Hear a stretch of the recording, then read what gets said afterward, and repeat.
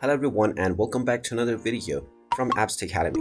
In this video, I'm going to show you how to create a business account on Fedex. So let's get started right away. First of all, open up your web browser and then in the address bar type in fedex.com and press enter.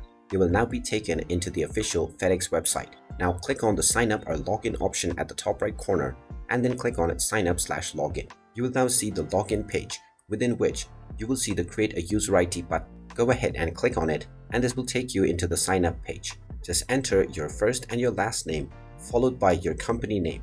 Now if you want to create a business account, you will simply need to mention your company name within this page. After entering these information, you will simply need to enter your contact address and then you can click on enter login details. You can then choose to use your email as your user ID or choose your own depending on your preference.